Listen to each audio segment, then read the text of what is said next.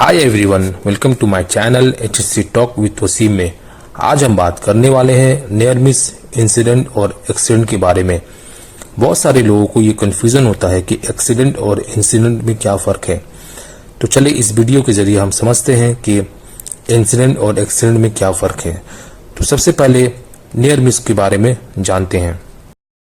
Near miss एक unplanned event है, यानी बगैर तैयारी के अचानक होता है, मगर इसमें किसी किस्म का नुकसान नहीं होता।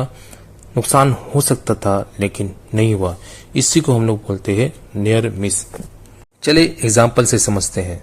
फॉर एग्जाम्पल, एक आदमी एक जगह काम कर रहा है, इसके नज़दीक से अचानक हाइट से एक टूल से गिरता है, लेकिन उस आदमी को कोई किस्म का चोट नहीं लगता, ना ही किसी किस्म का प्रॉपर्टी का नुकसान होता है। इसी को ही नियर मिस कहते हैं। अगर कोई साइट पे आपका इस तरह का नियर मिस हो तो आप ज़रूर अपने साइट सुपरवाइजर को और सेफ्टी डिपार्टमेंट को इन्फॉर्म करें। चलिए इंसिडेंट को समझते हैं। ये भी एक अनप्लान्ड इवेंट है जो बगैर किसी तैयारी या इरादा के अचानक से पेश आता है। चलिए एग्जाम्पल से समझते हैं। फॉर एग्जाम्पल, एक टूल्स हाइट से गिरता है।